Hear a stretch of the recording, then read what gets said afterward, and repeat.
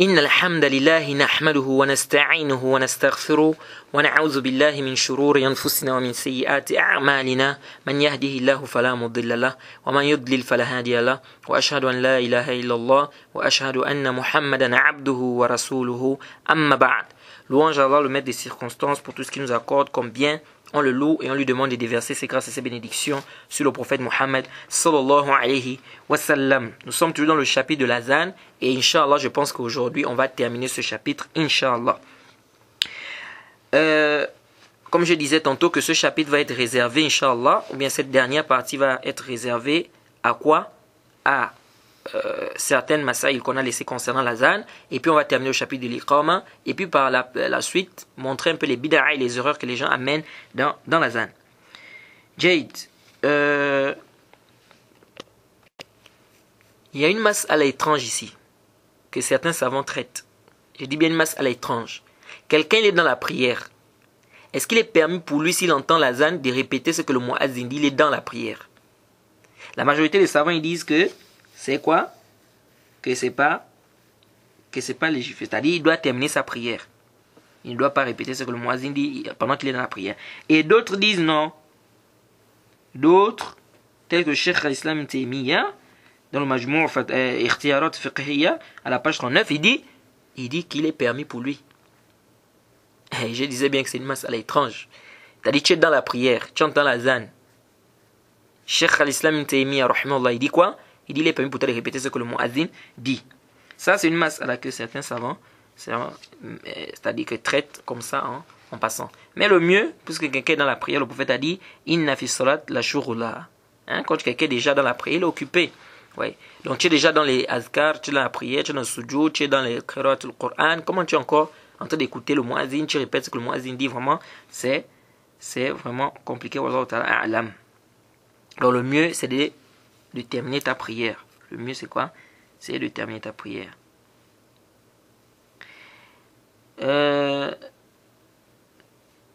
Si maintenant, quelqu'un, ça c'est une autre question ici. Si quelqu'un est en train de faire l'azan, il est attaqué par exemple, excusez-moi mais c'est juste pour faire comprendre le sujet, il est attaqué d'une diarrhée par exemple. Il a commencé l'azan. Allahu Akbar, Allahu Akbar, Allahu Akbar, Allahu Akbar, Ashhadu an la ilaha illallah, Ashhadu an la ilaha illallah. Dès qu'il arrive à Ashhadu anna Muhammadan Rasulullah, la diarrhée, il est attaqué par une diarrhée. Il est quoi? Il est attaqué par une diarrhée. Alors il laisse le micro. Est-ce que il est permis, d'abord, première question, est-ce qu'il est permis à quelqu'un de venir continuer l'azan? Ça c'est un. Deux, s'il vient, est-ce qu'il doit continuer là où lui s'est arrêté ou bien il doit recommencer à zéro? Est-ce que vous suivez? Alors ici, là, certains savants ont dit qu'il doit recommencer l'azan à zéro. C'est-à-dire que quelqu'un vient, il commence à faire l'azan, il est attaqué par exemple une diarrhée, il va faire ses besoins. Alors une autre personne vient alors pour continuer l'azan. Quand il vient là, il recommence à zéro ou bien il continue? Certains disent, celui-là, s'il vient, il doit recommencer à zéro. Et d'autres disent non, il continue seulement là où l'autre s'est arrêté. C'est ce qui est juste, Allah Ta'ala a'lam.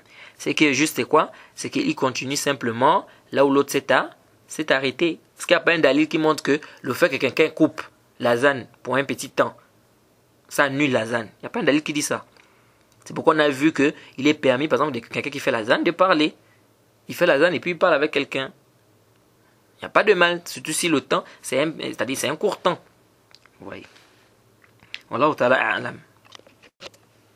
Je profite à rappeler que le hadith que l'on rapporte dans les mosquées, ou je ne sais pas où on nous dit qu'Abu Huraira a dit, que le prophète a dit, Al-Mu'azzin amlak bil azan wal imam amlak bil iqama, c'est un hadith da'if. C'est un hadith da'if. C'est le hadith où on nous dit non,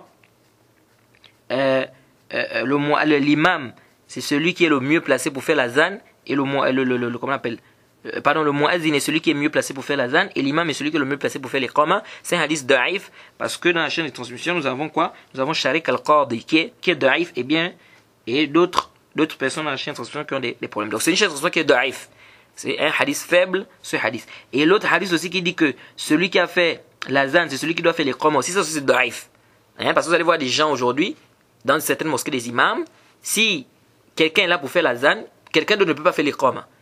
Si c'est lui qui a fait l'azan, c'est lui qui doit faire l'iqama. Pourquoi? Parce qu'on s'appuie sur un hadith da'if où le prophète a dit celui qui a fait l'azan, c'est lui qui doit faire quoi? L'iqama. Le hadith il est da'if. Donc c'est un hadith da'if, faible. On ne doit pas s'appuyer sur ce hadith. Hein? On ne doit pas s'appuyer sur quoi? Sur ce hadith. Si vous vous souvenez, je vous avais parlé d'un point. Je vous avais dit qu'il y a une chose que beaucoup de gens aujourd'hui ont délaissé. Une sunna que beaucoup de gens ont délaissé aujourd'hui, c'est quoi? C'est que lorsqu'il pleut, hein, il est permis, lorsqu'il pleut, il nous est permis dans la mosquée de faire le jama', de regrouper les prières. Et on avait déjà parlé ici du jama', du regroupement des prières. On a parlé ça dans le chapitre de quoi? Je pense dans le... c'est dans le chapitre le début. Dans le début du chapitre des Mawaqit, si je ne m'abuse. Hein, au début du chapitre des horaires de la prière, on a parlé de ça. Donc on a dit qu'il est permis de faire le jama' et on a expliqué tout ça, les ahkam du jama', etc., etc. Bref, on ne revient plus là-dessus. Mais ce que je voulais dire, c'est que je vous avais promis là-bas qu'on devait parler de ça. C'est quoi?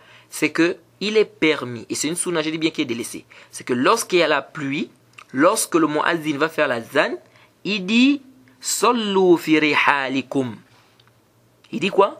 Sallu fi rihalikum, c'est-à-dire priez dans vos maisons, priez chez vous.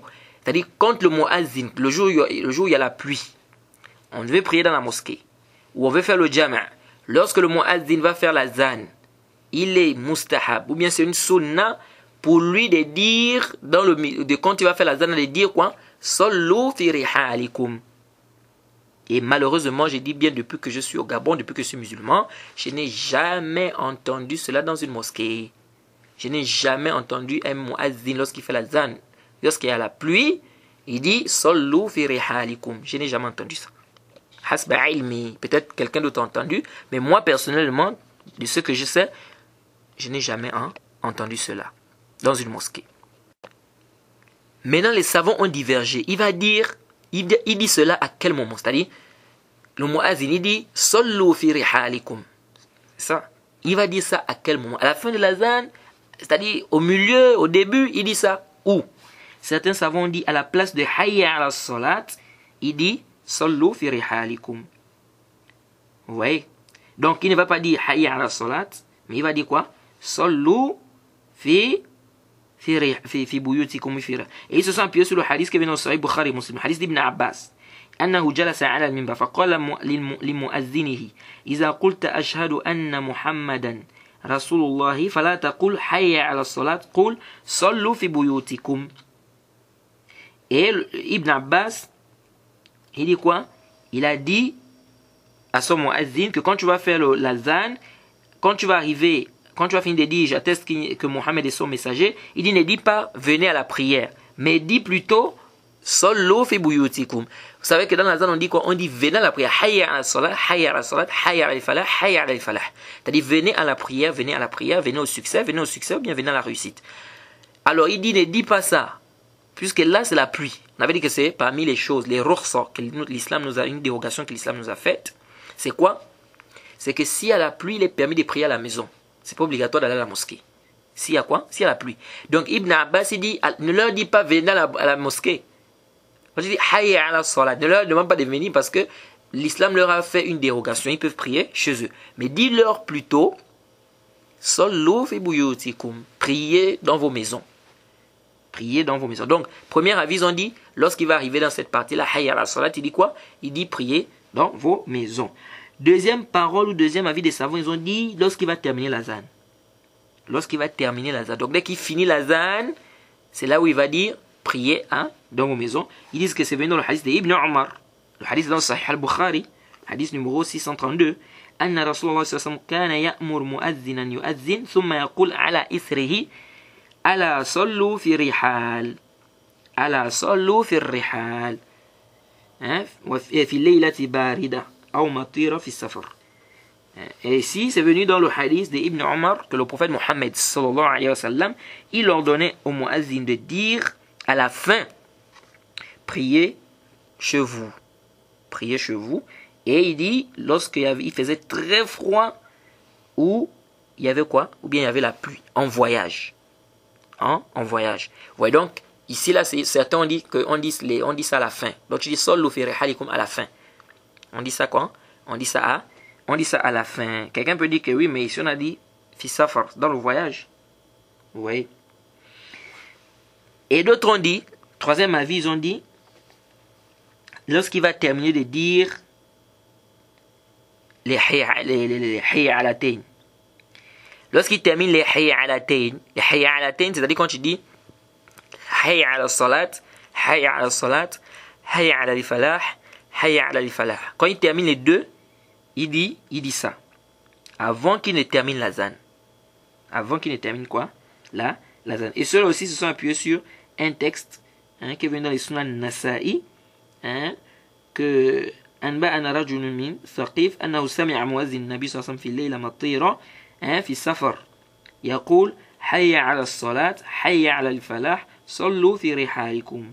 Et le hadith est authentique selon les conditions de Bukhari Muslim. C'est-à-dire qu'il dit qu'il a entendu le muazzin du prophète qui a dit en voyage, hayya ala salat, il a dit venez à la prière, venez au succès, priez chez vous. Donc il a dit ça après avoir dit les deux, ou bien après avoir dit les hayya ala tayn, c'est-à-dire après avoir dit hayya ala salat et hayya ala al-falah. Donc ça c'est ce qu'il faut retenir ici concernant cela. Alors, maintenant nous allons parler de l'iqama. L'iqama, c'est-à-dire lorsqu'on veut maintenant accomplir la prière. Comment est-ce qu'on doit faire ça? Parce que beaucoup de gens aussi ne connaissent pas comment on fait. L'iqama, comme c'est venu dans le hadith d'Abi Mahzoura, ou d'Abdullah ibn Zayd, pardon, le prophète Mohammed sallallahu alayhi wa sallam lui a enseigné. Suivez attentivement l'iqama. Plutôt l'ange qu'il a vu dans le rêve, il lui a enseigné comment il faut faire l'iqama. Et bien évidemment, il est venu voir le prophète a approuvé cela. On a déjà parlé de ça. Il lui a dit quoi? Allahu Akbar, Allahu Akbar. Ashhadu an la ilaha illallah. Ashhadu anna Muhammadan Rasulullah. Hayya ala salat. Hayya ala al-falah. Qad qamatis salat. Qad qamatis salat. Allahu Akbar, Allahu Akbar. La ilaha illallah. Ça, c'est l'iqama qui est connu de tous. Ça, c'est l'iqama qui est connu de tous. C'est venu, c'est authentique. Vous voyez? Comme on a dit, Umira Bilal an yashfa' al-azan. An yashfa' al-azan. Wa yu'tir al-iqama. Illa al-iqama. Vous voyez? C'est venu dans le Bukhari Muslim. On a demandé à Bilal de faire quoi? De rendre l'azan impair. De rendre l'azan pair, pardon. Et l'iqama impair. Et ça, c'est la première façon. Donc, deuxième façon, c'est venu, tu dis Allahu Akbar, Allahu Akbar, Allahu Akbar, Allah. Suivez-moi attentivement parce que beaucoup de gens ignorent certaines choses. Et beaucoup de gens s'embrouillent pour rien. Ça, c'est la deuxième façon de faire l'iqama que je vais amener tout de suite là. Et c'est l'une des façons qui est beaucoup négligée. Beaucoup de gens ne savent pas qu'on peut faire aussi l'iqama comme ça. Il est permis de faire l'iqama de cette manière. Suivez-moi attentivement. Tu dis Allahu Akbar, Allahu Akbar. Allahu Akbar, Allahu Akbar. Donc, 4 fois ici. Ashhadu an la ilaha illallah. Ashhadu an la ilaha illallah. Ashhadu anna Muhammadan Rasulullah. Ashhadu anna Muhammadan Rasulullah. Hayya ala salat. Hayya ala salat. Hayya ala al-falah. Hayya ala al-falah. Qad qamatis salat. Qad qamatis salat. Allahu Akbar, Allahu Akbar. La ilaha illallah. Vous avez suivi là? En d'autres termes, ce sont les mêmes choses que l'azan. Sauf qu'on ajoute Qad qamatis salat. Ah, peut-être beaucoup de gens n'ont jamais entendu ça, mais c'est venu dans la sunna, authentique et clair. Donc, il est permis également de faire l'iqama, comment on fait là? L'azan. Mais sauf que on ajoute Qad qamatis salat, Qad qamatis salat. On ajoute quoi? Qad qamatis salat, Qad qamatis salat. Et ça, c'est venu dans le hadith de qui? De Abi Mahzoura. C'est venu dans le hadith de Abi Mahzoura. Donc, soit tu fais l'azan comme on a dit, comme l'azan qui est connu, comme d'habitude, ou bien tu fais l'azan comme je viens à peine d'expliquer. Donc, textuellement, comme, pardon, l'iqama, pardon, j'ai dit même l'azan, excusez-moi. J'ai dit, tu fais l'azan comme on a expliqué là, c'est-à-dire l'iqama qui est connu de tous, comme on a dit, Allahu Akbar, ashhadu an la ilaha illallah, ashhadu anna Muhammadan Rasulullah, hayya ala salah, hayya ala al-falah, qad qamatis salat, Allahu Akbar, la ilaha illallah. Première façon de faire l'azan. Deuxième façon, tu dis Allahu Akbar, c'est-à-dire tu fais ça maintenant comme l'azan. C'est la deuxième façon de faire l'iqama. Hein, je veux plutôt dire l'iqama. C'est la deuxième façon de faire ça. Tu dis Allahu Akbar, Allahu Akbar, Allahu Akbar, Allahu Akbar. Donc 4 fois. Ashhadu an la ilaha illallah, ashhadu an la ilaha illallah. 2 fois. Ashhadu anna Muhammadan Rasulullah, ashhadu anna Muhammadan Rasulullah. 2 fois. Hayya ala salat, hayya ala salat. 2 fois. Hayya ala falah, hayya ala falah. 2 fois. Qad qamatis salat, qad qamatis salat. 2 fois. Allahu Akbar, la ilaha illallah. Est-ce que vous avez suivi? Donc tu dis Allahu Akbar 4 fois. Tu fais l'attestation 2 fois, 2 fois. Donc ashhadu an la ilaha illallah, tu dis ça 2 fois. Ashhadu anna Muhammadan Rasulullah, tu dis ça aussi 2 fois. Hayya ala salat, tu dis ça 2 fois. Hayya ala falah, tu dis ça 2 fois. Qad qamatis salat, 2 fois. Allahu Akbar, la ilaha illallah. Est-ce que vous avez suivi? Pour ne pas vous embrouiller, c'est comme l'azan. C'est-à-dire comme l'azan qu'on avait vu, le premier azan. C'est comme ça que tu fais l'iqama. Sauf que tu ajoutes qad qamatis salat, lorsque tu vas finir de dire quoi? Hein? Hayya ala falah. C'est bon? Voilà. Voilà ce qu'il faut retenir ici. Par rapport à quoi? Par rapport à l'iqama. Il y a un autre problème ici. C'est celui... Est-ce qu'on doit aussi répéter ce que le muazzin dit lorsqu'il fait l'iqama? L'azan, on sait qu'on doit répéter. Maintenant, l'iqama.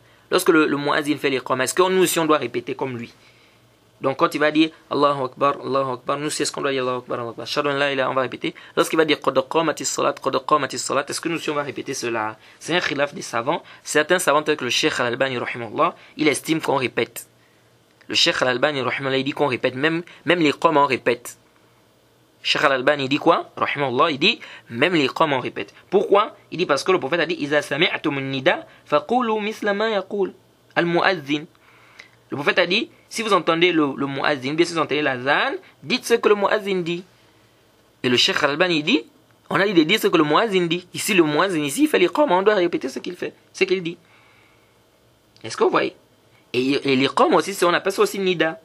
Comme c'est venu, Beina kulli azanayn sola. Beina kulli azanayn sola. C'est-à-dire, entre les deux azans, il y a quoi? Il y a une prière. C'est-à-dire entre l'azan et l'iqama. Donc le Cheikh Al-Albani, il dit quoi? Il dit que même l'iqama, on répète. Et d'autres savants disent non. Parce qu'on n'a pas des textes sarih, on n'a pas des textes clairs des compagnons du prophète. Si on avait au moins des sources des compagnons du prophète où ils répétaient l'iqama, on pouvait dire oui. Mais on n'a pas un texte des compagnons qui vient justifier qu'il faut répéter quoi? L'iqama. C'est vrai, le prophète a dit de répéter ce que le muazzin dit. Mais quel est le sens qui est voulu ici? Est-ce que quand le prophète dit ça, c'est l'azan qu'il vise? Ou bien c'est l'iqama? Quelque chose, c'est-à-dire qu'il y a des indices qui nous montrent que ce n'est pas l'iqama ici, c'est l'azan. Puisque le prophète a détaillé, si vous vous souvenez, dans la version de Muslim qu'on a citée, le prophète a détaillé qu'est-ce qu'on doit dire lorsqu'on écoute quoi? Le muazzin. Il a détaillé. Lorsque le muazzin dit Allahu Akbar, Allahu Akbar, et quelqu'un d'entre vous dit Allahu Akbar, Allahu Akbar, et il dit Ashhadu an la ilaha illallah, et quelqu'un d'entre vous dise, Ashhadu an la ilaha illallah, Ashhadu anna Muhammadan Rasulullah, quelqu'un d'entre vous dise Ashhadu. Le prophète a détaillé. On a vu le hadith dans le hadith Sahih Muslim. Le hadith est dans le Sahih Muslim. Donc, de là-bas, on comprend quoi? On comprend que c'est l'azan qui est voulu ici. Puisque c'est ce que le prophète a détaillé. Vous voyez, donc quand le prophète dit, si vous entendez le muazzin, ou bien si vous entendez l'azan, répétez ce que le muazzin dit, le sens qui est voulu ici, c'est l'azan qui est connu et non pas l'iqama, parce que c'est ce que le prophète a détaillé. L'iqama, on n'a pas un dalil du prophète où il a détaillé, c'est qu'il faut dire, 1, 2, on n'a même pas un asar des compagnons où ils ont fait quoi? Ils ont répété cela. Et on a le hadith de Muawiyah. Le Muawiyah, il a répété ce que le muazzin a dit. On n'a pas un dalil qui nous dit qu'un compagnon a répété quoi? L'iqama. Donc ce qui est proche, wallahu ta'ala a'lam, le plus savant, c'est quoi? C'est qu'on ne répète pas pour l'iqama. Contrairement à ce que le Cheikh Al-Albani dit. Nous, on ne répète pas lorsque le muazzin va faire l'iqama. On répète pour l'azan. L'iqama, non. Pourquoi? Parce que c'est vrai, le texte est venu. Il a dit répétez ce que le muazzin dit. Ou bien, si vous entendez l'azan, répétez ce que le muazzin dit. C'est vrai, c'est venu comme ça. Mais le prophète a détaillé. Pourquoi le prophète Mohammed sallallahu alayhi wa sallam ne nous a pas montré ce qu'on doit dire quand on fait l'iqama? Parce que quand il va dire qad qamatis salat, on dit quoi là-bas? Vous voyez? Ala kulli hal, c'est un khilaf. La parole du Cheikh Al-Albani aussi, c'est une parole qui est forte. Hein? C'est une parole qui est forte parce que le dalil aussi, il tient. Vous voyez? Mais vraiment, ce qui est aqrab, wallahu ta'ala a'lam, le plus savant, c'est quoi? c'est que on ne répète pas pour l'iqama, on répète seulement pour l'adhan. Et là aussi revient une autre mas'ala, c'est à la fin de l'iqama. Est-ce qu'on va encore répéter aussi Allahumma rabba hadhihi da'wati tamma wa salati qa'ima ati Muhammad al-wasila wal-fadila wa ba'athhum maqaman mahmoudan allazi wa'adta. Est-ce que ce doa là, on va aussi dire ça pour l'iqama? Bah, ici on dit que le prophète a dit ici, répétez ce que le muazzin dit. C'est-à-dire que tout ce qui est venu sur l'azan, on peut aussi amener ça ici. Parce que le prophète a dit thumma sallu alayya, puis prier sur moi et demander le wasila. Donc ça veut dire qu'on doit aussi faire la prière du prophète, on doit aussi, vous voyez, donc c'est vraiment, on n'a pas de dalil sur cela. Et je profite à rappeler que l'iqama, quand on fait l'iqama, ce n'est pas une obligation que lorsqu'on a fait l'iqama aussitôt on doit prier, non. Beaucoup de gens ne savent pas ça. On peut faire l'iqama s'il y a même besoin, une nécessité. L'imam par exemple a un problème grave, il peut d'abord le régler rapidement et après on vient faire la prière. Mais il y a des gens qui pensent que dès qu'on a fait l'iqama aussitôt on doit prier, non. C'est venu dans le sahih, si je ne m'abuse, le prophète Mohammed sallallahu alayhi wa sallam on a fait l'iqama dans la mosquée. On s'apprêtait à prier. Les compagnons s'apprêtaient à prier, je vais dire. Qu'est-ce qui s'est passé? Il y a quelqu'un qui est venu voir le prophète. On avait déjà fait l'iqama. Qu'est-ce que le prophète a fait? Le prophète l'a pris, il est parti s'asseoir avec lui dans un coin de la mosquée. Suivez, hein? Le prophète l'a pris, il est parti s'asseoir avec lui dans un coin de la mosquée. Ils étaient en train de parler. On avait déjà fait l'iqama. C'est pas l'azan, j'ai dit bien l'iqama. Le prophète s'est assis là-bas, il parlait avec lui jusqu'à ce que le rapporteur du hadith dit, jusqu'à ce qu'il y a des gens qui étaient dans la mosquée qui commençaient à somnoler. Est-ce que vous suivez ça? Il dit le prophète parlait avec lui jusqu'à ce que dans la mosquée il y a des gens qui commençaient à somnoler. Et après il dit le prophète est venu, il a accompli la prière. Donc ce hadith on ne nous a pas dit que le prophète a recommencé l'iqama.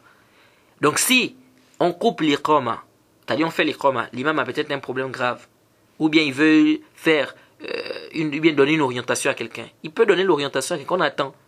Ensuite il vient, on continue la prière. Donc même s'il fait 1, 2, 3 minutes, même s'il fait 4 minutes, même s'il fait 5 minutes. Oui. Donc c'est pas une nécessité, bien c'est pas une obligation que dès qu'on a fait l'iqama aussitôt, on doit faire quoi?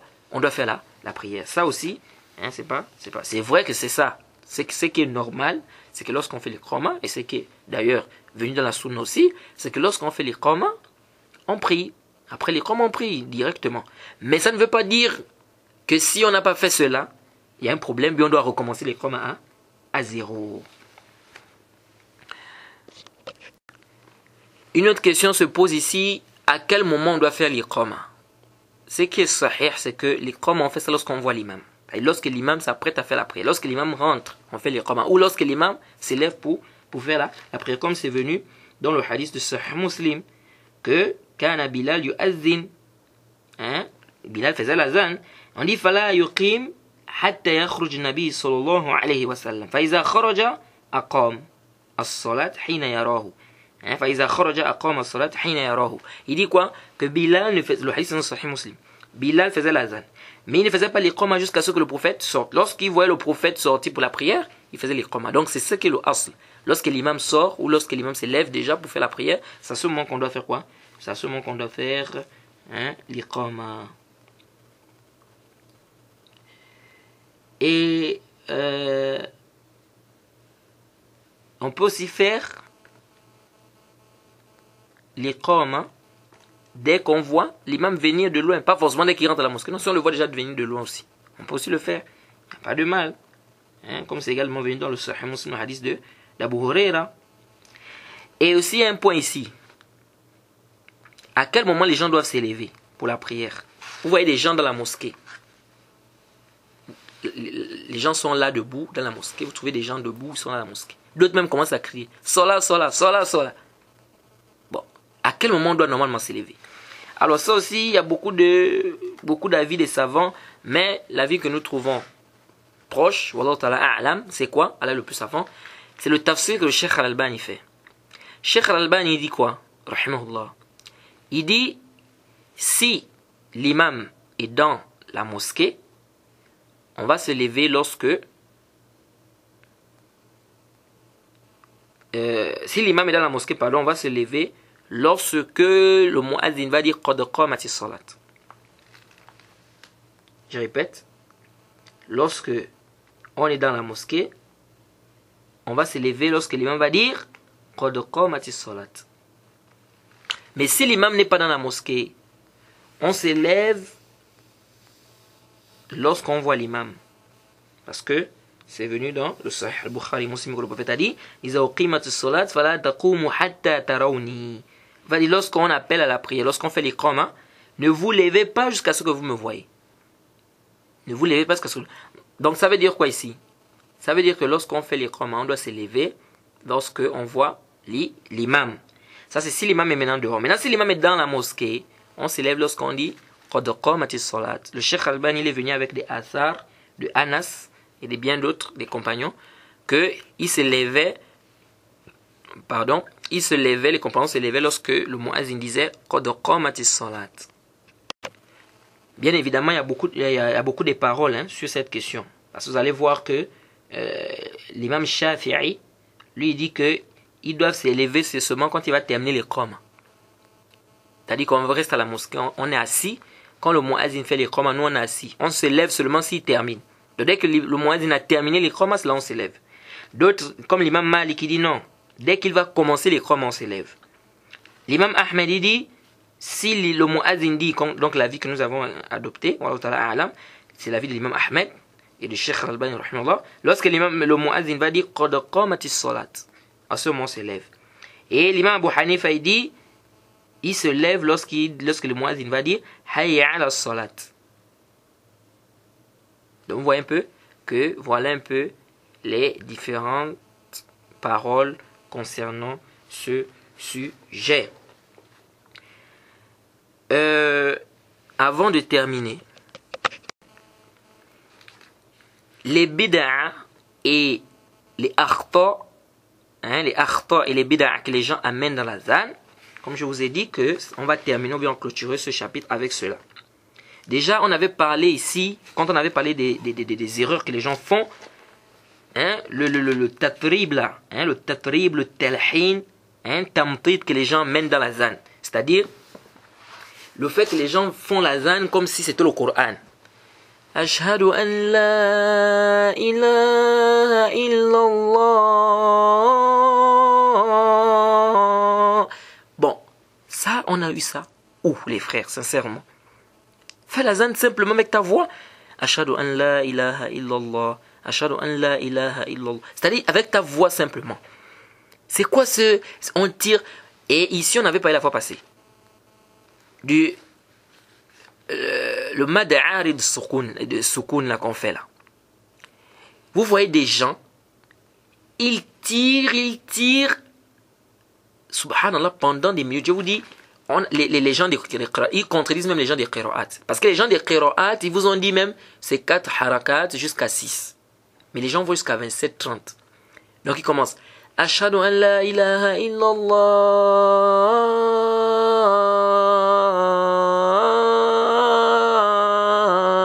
C'est-à-dire, ils tirent. On ne sait pas pourquoi. Et ça, vous allez voir, les gens vont prendre ça. Alors, le muazzin de la Mecque. Le muazzin de la Mecque. Vous voyez là, comment il fait la zane, il tire là. Mais le muazzin de la Mecque, c'est un dalil. Le muazzin de la Mecque, c'est un dalil. Allah t'a demandé de suivre son prophète Mohammed sallallahu alayhi wa sallam. Il t'a demandé de suivre le muazzin de la Mecque. Et regardez comment les gens comprennent le din. Ça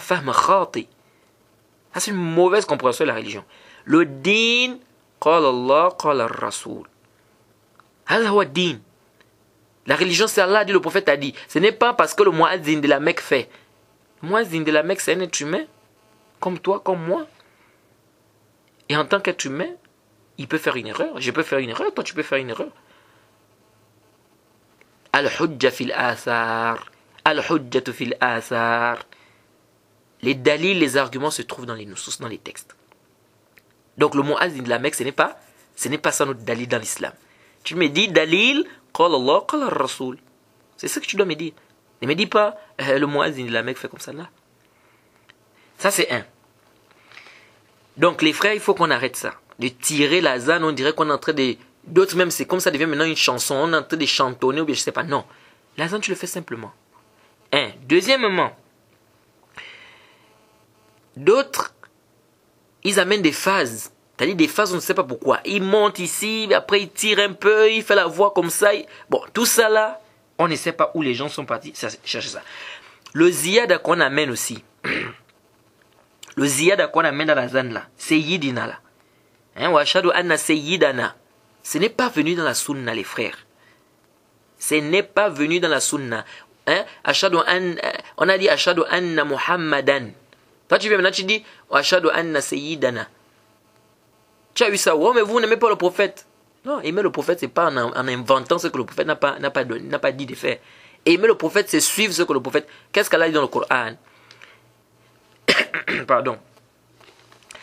In kuntum tuhibbuna Allah, fattabi'uni, yuhibbukum Allah, wa yaghfir lakum dhunubakum. Si vous aimez réellement Allah, suivez-moi. Le prophète a dit quoi? C'est Allah qui dit au prophète, il dit à ces gens-là que s'ils aiment réellement, ils doivent te suivre toi. Et le prophète dit dans Allah subhanahu wa ta'ala dit dans un autre verset, fa in lam yastajibu lak fa'lam annama yattabi'una ahwa'ahum. S'ils ne t'obéissent pas, sache qu'ils ne font que suivre leur passion.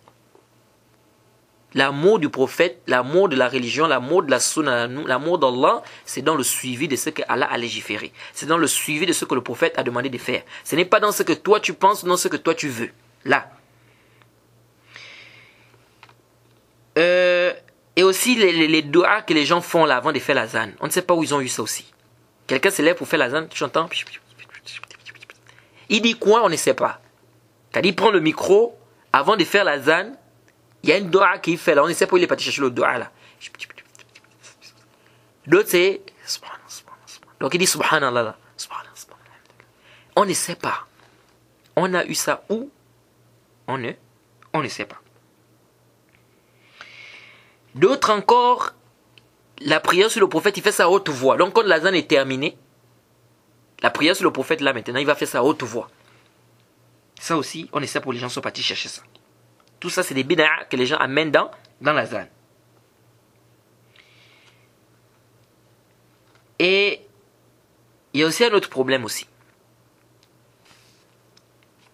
Ce sont ceux qui écoutent. Ceux qui sont en train d'écouter la zan, ils ajoutent des du'a, des invocations, ne sais pas où les gens sont partis chercher ça, comme Allahu A'azam, wa la aizatu lillah. Lorsqu'ils entendent le takbir, lorsque le muazzin fait le takbir, vous allez entendre dans certains pays, là vous voyez des vieux, ils ont Allahu A'azam, wa la aizatu lillah.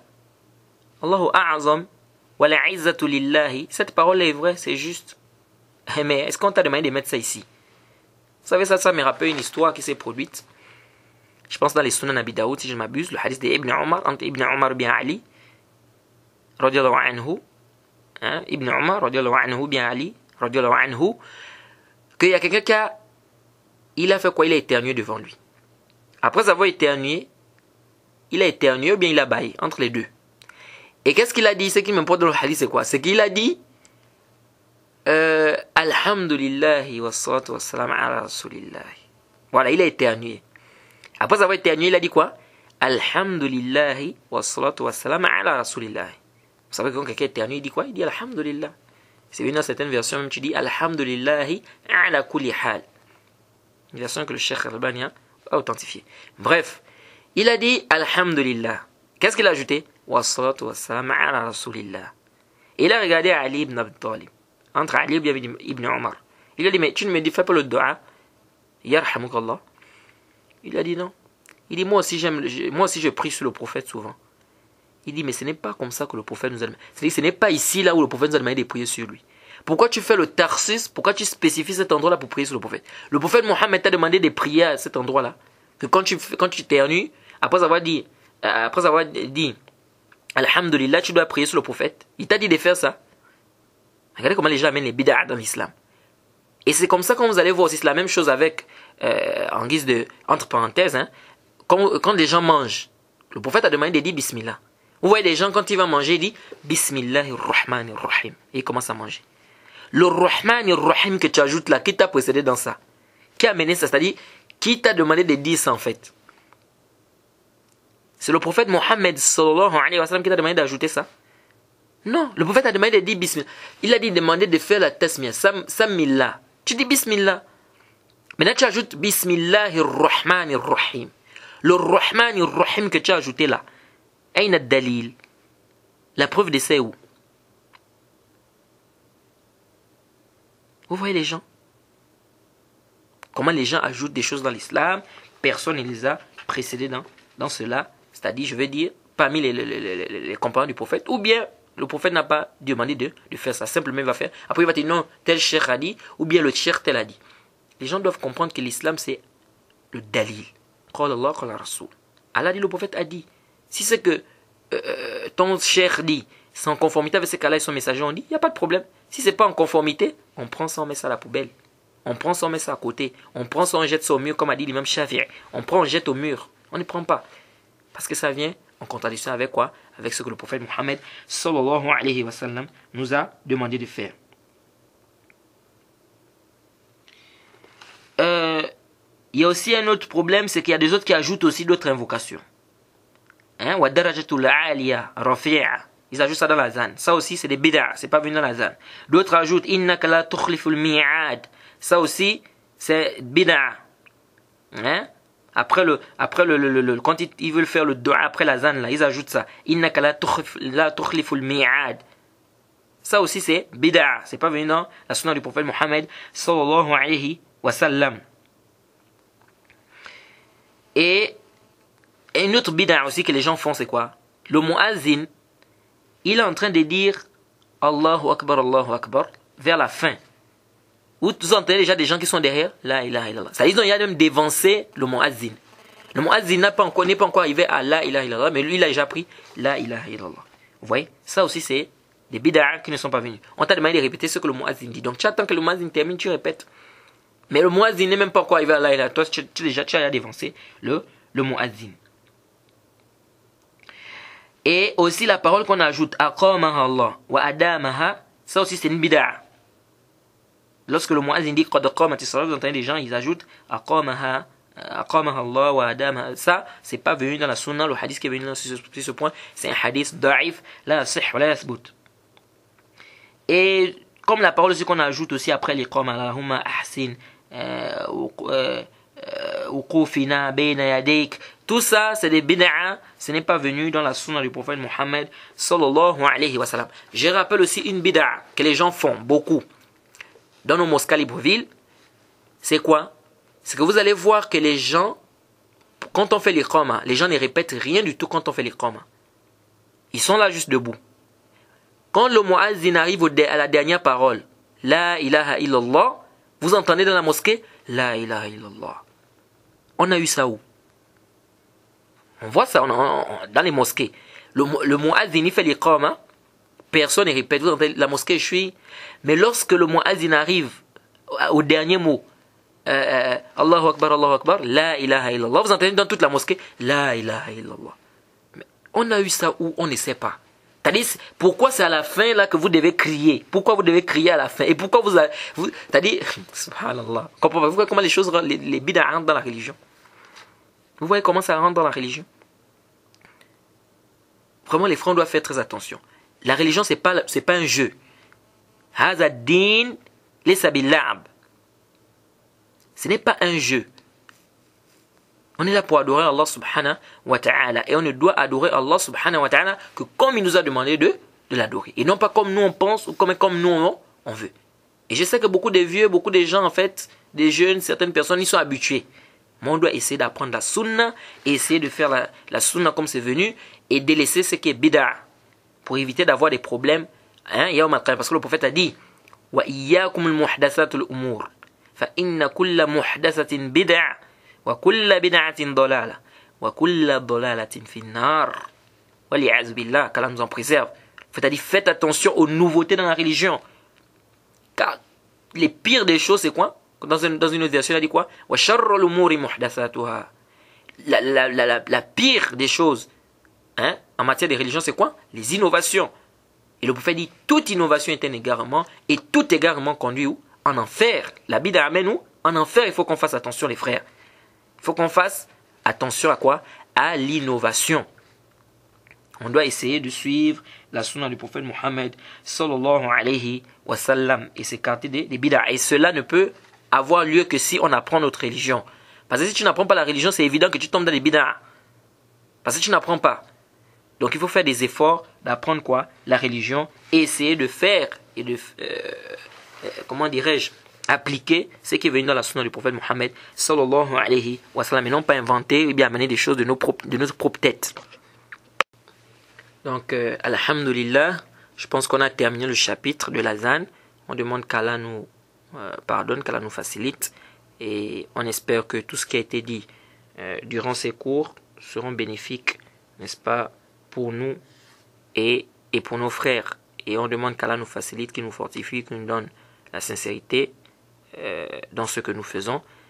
Et vraiment, comme je disais tantôt, les frères, la religion là, c'est une religion qui est propre. C'est une religion qui n'a pas de problème. Mais le problème, c'est nous les musulmans. C'est nous les musulmans le problème. On doit faire des efforts d'apprendre notre religion. On doit faire des efforts d'apprendre notre religion. Parce que si on n'apprend pas la religion, c'est les problèmes.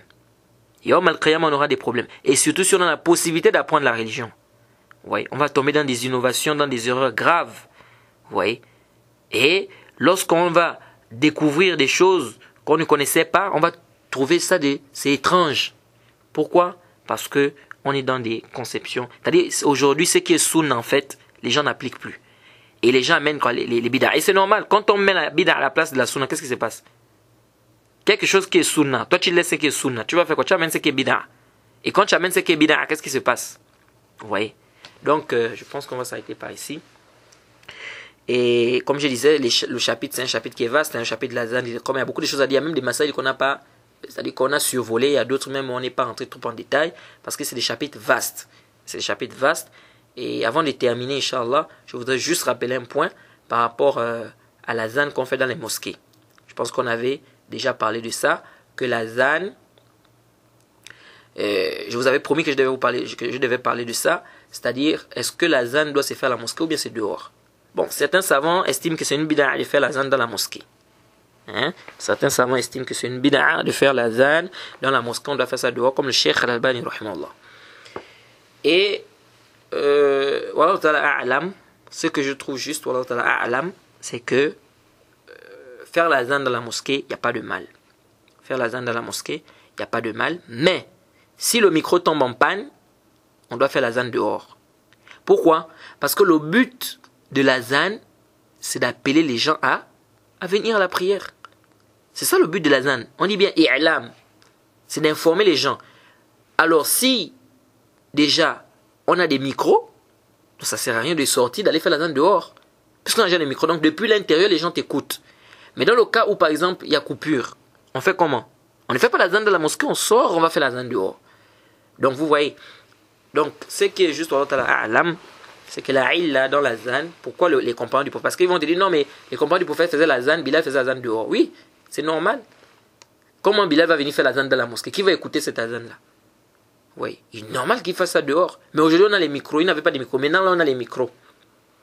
Avec le micro depuis dans la mosquée, celui qui est dehors peut très bien écouter. Donc on n'a plus besoin de sortir.